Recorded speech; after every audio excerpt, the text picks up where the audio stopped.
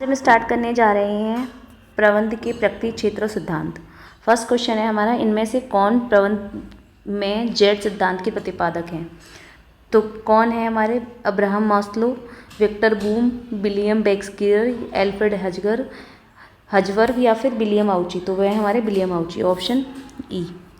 Second question है, नीतियों का निष्पादन का भाग होता है प्रचलात्मक प्रबंधन, संगठन प्रबंधन, प्रशासकीय प्रबंधक, कार्यकारी प्रबंधक या कार्मिक प्रबंधक। तो वह होता है हमारा प्रचालनात्मक प्रबंधन, ऑप्शन ए। थर्ड क्वेश्चन है, प्रबंधकीय प्रतिवेदन प्रणाली के अंतर्गत नियंत्रण एवं सूचना संबंधी प्रतिवेदन एक हिस्सा होते हैं। तो किसके हिस्सा होते हैं? वित्तीय प्रतिवेदनों के, परिचालन प्रतिवेदनों का, वित्तीय एवं परिचालन दोनों प्रतिवेदनों का, या इनमें से कोई नहीं। तो वह होता है परिचालन प्रतिवेदनों का, ऑप्शन बी। फोर्थ क्वेश्चन है हमारा, प्रबंधकीय कौशल में सम्मिलित है तकनीकी कौशल, नैदानिक कौशल, राजनीतिक कौशल या उपयुक्त सभी। तो वह आएगा उपयुक्त सभी, ऑप्शन डी। 5 क्वेश्चन है, प्रतिवेदन के समान सिद्धांत हैं तुलना, संगतता, परिशुद्धता या उपयुक्त सभी। तो वह होगा उपयुक्त सभी, ऑप्शन डी। 6 क्वेश्चन है, आंतरिक प्रबंधकीय प्रतिवेदन उपयोगी होते हैं किस किस में होते हैं? शीर्ष स्तरीय प्रबंधकों के लिए, कार्यात्मक प्रबंधकों के लिए, परिचालन में संबंध प्रबंधकों के लिए या उपयुक्त सभी के लिए। तो वह होगा उपयुक्त सभी के लिए, ऑप्शन डी। 7 क्वेश्चन है, प्रबंधन हर जगह अधिसाक्षी नेतृत्व का कार्य करता है, यह परिभाषा दी गई थी। तो किसने दी थी? पी कॉटलर द्वारा, एच कुंज द्वारा, आर.सी. डेविस द्वारा या ऑर्को डोनेल द्वारा। तो डोनेल द्वारा किसके द्वारा दी गई थी? तो यह दी गई थी आर.सी. डेविस द्वारा, ऑप्शन सी। प्रबंधक एक ऐसा अंग है जिसे केवल कार्यों के माध्यम से परिभाषित किया जा सकता है, यह परिभाषा दी गई एडम स्मिथ द्वारा, जॉर्ज लेडी द्वारा, पीटर एफ ड्रकर द्वारा या फिर क्या हेनरी फेयोल द्वारा। तो किसके द्वारा दी गई? पीटर एफ ड्रकर द्वारा। ये ड्रकर है, ध्यान रखिएगा, यू साइलेंट है यहाँ पे ना। 9 क्वेश्चन है, उद्देश्यों के द्वारा प्रबंधक सिद्धांत की अवधारणा को प्रसारित किया गया था हेरोल्ड कुंज द्वारा, ठीक है, राल्फ डेविस द्वारा, H.L. गेट द्वारा या पीटर एफ ड्रकर द्वारा। तो किसके द्वारा किया गया था? पीटर एफ ड्रकर द्वारा, ऑप्शन डी। 10 क्वेश्चन है, कंपनी के मूल्य निर्धारण में लाभांश प्रासंगिक नहीं है, ये किसका मत है? तो यह है J.E. बाटलर का, इज़रा सोलोमन का, मोदी गिलियानी व मिनर का या फिर H.J. गॉर्डनर का। तो किसका है ये है मोदी गिलियानी मिलर का, ऑप्शन सी। 11 क्वेश्चन है, आर्थिक आदेश मात्रा क्या है? किसी आदेश की लागत, स्कंद की लागत, पुनः आदेश स्तर, अनुकूलतम आदेश आकार। तो क्या है? अनुकूलतम आदेश आकार, ऑप्शन डी। 12 क्वेश्चन है, अनिवार्य प्रबंधक और अनिवार्य पदों में सुमेल किस प्रक्रिया का एक चरण है? कैरियर चक्र, अनुक्रमिक नियोजन, कैरियर नियोजन या कैरियर पड़ाव। तो किसका है हमारा? अनुक्रमिक नियोजन का, ऑप्शन बी।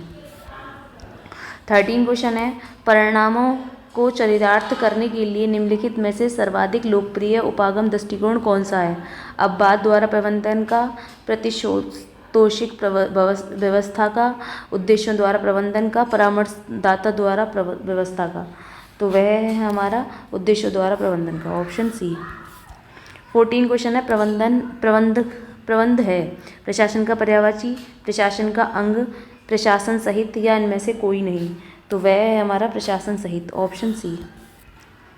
15 क्वेश्चन है, क्या प्रबंध या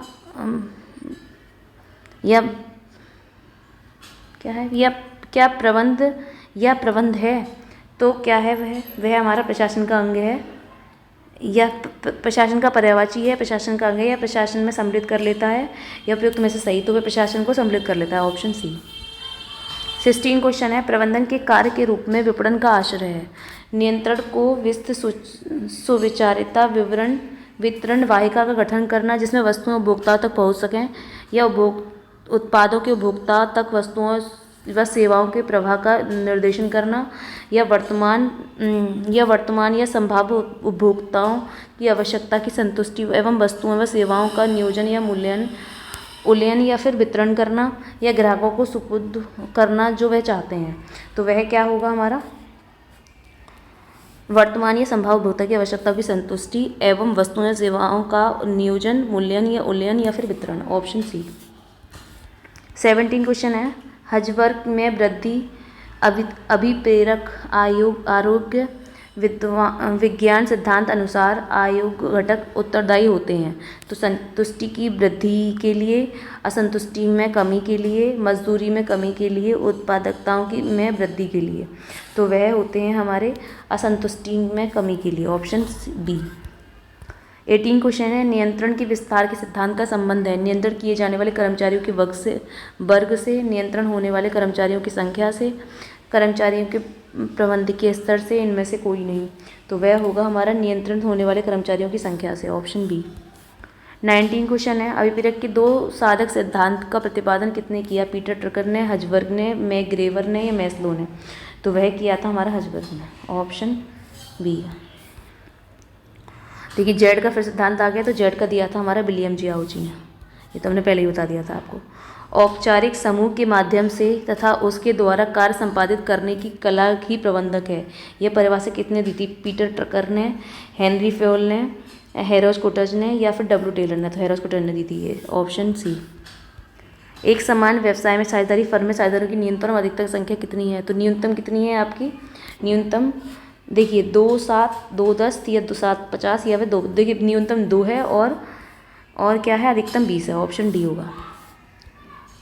23 क्वेश्चन है, मैस्लो की आवश्यकता क्रमबद्धता विचारधारा के अनुसार आवश्यकता के स्तर हैं 3, 2, 4, 5। तो कितने स्तर हैं आपके? 5 स्तर हैं, ऑप्शन डी।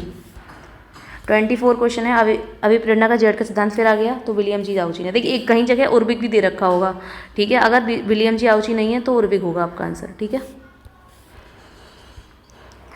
25 क्वेश्चन है, अभिप्रेरणा के जेड सिद्धांत के अनुसार श्रमिकों को मार्गदर्शन या कड़े नियंत्रण की आवश्यकता होती है। श्रमिक स्वयं मार्गदर्शन या स्वयं नियंत्रण में विश्वास करते हैं। श्रमिक रचनात्मक तथा परिश्रमी होते हैं। श्रमिक स्वयं अभिप्रेरित होते हैं। तो क्या है हमारा? श्रमिकों का मार्गदर्शन या कड़े नियंत्रण की आवश्यकता होती है, ऑप्शन ए। अब प्रबंधन के निम्नलिखित कार्य किस क्रम में संपन्न किए जाते हैं? तो वो बताना है। देखिए पहले पे आता है नियोजन करना, यानी कि सी ऑप्शन, नियोजन, ठीक है। फिर क्या आता है हमारा? फिर आता है हमारा संगठन करना, ठीक है। फिर आता है निर्देशन करना, फिर आता है नियंत्रण करना, तो यानी कि ऑप्शन बी होगा हमारा। 27 क्वेश्चन है, अभिप्रेरणा की आवश्यकता के सोपान तत्व सिद्धांत किसने प्रतिपादन किए? टेलर ने, फ्योल ने, मैस्लो ने या पीटर ट्रकर ने? तो वे किए थे मैस्लो ने, ऑप्शन सी। 28 क्वेश्चन है, गैकुनास के सिद्धांत प्रतिपादित किया, क्या प्रतिपादित किया? संतुलन का, प्रतिनिधि का, नियंत्रण के विस्तारक का या समान संबंध का? तो नियंत्रण के विस्तारक का, ऑप्शन सी। 29 क्वेश्चन है, विक्टर बूम निम्न के प्रतिपादक क्रमिक आवश्यकता विचारधारा, मूल प्रत्याशा विचारधारा, जे विचारधारा, पथ लक्ष्य विचारधारा? तो क्या है? मूल प्रत्याशा विचारधारा, ऑप्शन बी। 30 क्वेश्चन है, विवरण के निम्न सिद्धांतों में से कौन सा सिद्धांत जापानी प्रबंधन विचारधारा का पर आधारित है? तो एक सिद्धांत, बाई सिद्धांत, जेड सिद्धांत या फिर आवश्यकता पदानुक्रम? तो क्या है? जेड सिद्धांत, ऑप्शन सी।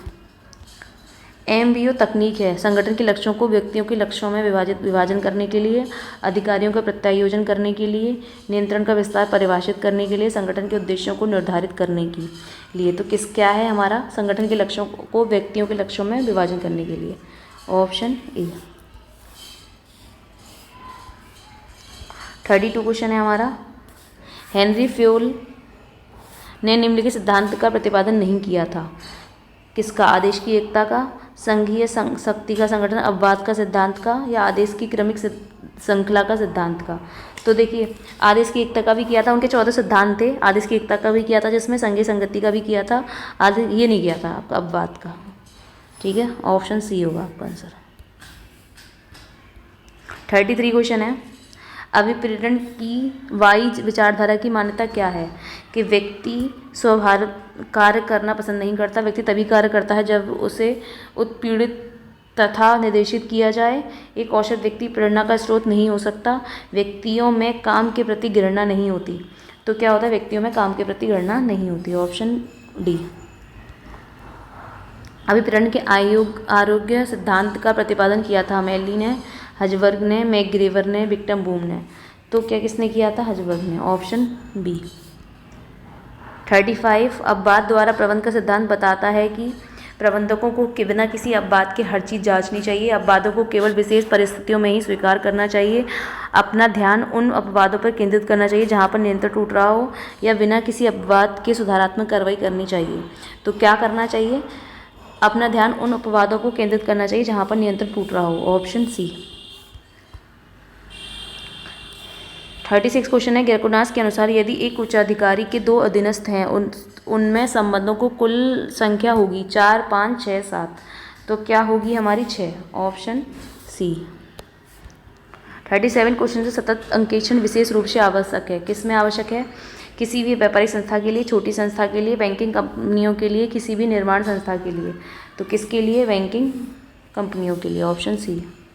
38 परीक्षण जांच नहीं अपनाना चाहिए। विक्रय वही के लिए, क्रय वही के लिए, बिल वही के लिए, रोकड़ वही के लिए। तो किसके लिए? रोकड़ वही के लिए। Option D. 39 क्वेश्चन है। उद्देश्यों एवं लक्ष्यों में एक दूसरे के प्रवेद किया जाता है। प्रबंध के स्तर के संदर्भ में, परिणात्मकता के संदर्भ में, प्रबंध के विस्तार के संदर्भ में, या उपयुक्त में से कोई नहीं। तो वह होगा हमारा प्रबंध के स्तर के संबंध में। Option E. 40 क्वेश्चन है। हाथोन प्रयोगों का परिणाम बना किसका? व्यवहारात्मक सिद्धांत का, वैज्ञानिक प्रबंध सिद्धांत का, प्रशासनिक प्रबंध सिद्धांत का, या व्यवस्था के सिद्धांत का। तो वह बना व्यवहारात्मक सिद्धांत का। Option A. MBO का अर्थ है अधिकारियों द्वारा प्रबंधन, अफसरों के अनुरूप प्रबंधन, अफसरों के अनुरूप प्रबंधन, उद्देश्यों के अनुरूप। तो वह हमारा उद्देश्यों के अनुरूप प्रबंधन। Option D. 42 क्वेश्चन है। अधिकार अंतकरण का परिणाम होता है विभिन्न स्थानों पर शाखाओं का विकेंद्रीकरण, बिना उत्तरदायित्व खोए शीर्ष प्रबंधों द्वारा अधिकार अंतकरण, या प्रबंध द्वारा उत्तरदायी से बचना। तो क्या होगा हमारा? देखिए पहले तो हमारा होगा पहला और दूसरा, ये वाला नहीं होगा परिणाम, ये वाले दोनों होंगे। ठीक है, तो ऑप्शन हमारा बी। 3rd क्वेश्चन है। हजवर्ग के सिद्धांत के अनुसार निम्नलिखित में से अभिप्रेरक कारक है? वेतन एवं भत्ते, जॉब डिज़ाइन, कार्य की दशा, या उपयुक्त में से कोई नहीं। तो क्या है हमारा? उपयुक्त में से कोई नहीं, ये नहीं है अभिप्रेरक के। ठीक है। 44 निम्नलिखित में से कौन सर्वाधिक प्रजातांत्रिक संगठन है? रेखीय, रेखीय तथा स्टाफ, क्रियात्मक, समिति। तो क्या है हमारा? समिति। Option D. 45 क्वेश्चन है। रेखीय स्टाफ संगठन में स्टाफ की भूमिका होती है अधिकारवादी, परामर्शदाता, उत्तरदायित्वपूर्ण, या उनमें से कोई नहीं। तो वह होती है हमारी परामर्शदाता। Option B. तो आज की क्लास हम ख़त्म करते हैं, फिर मिलेंगे नेक्स्ट वीक।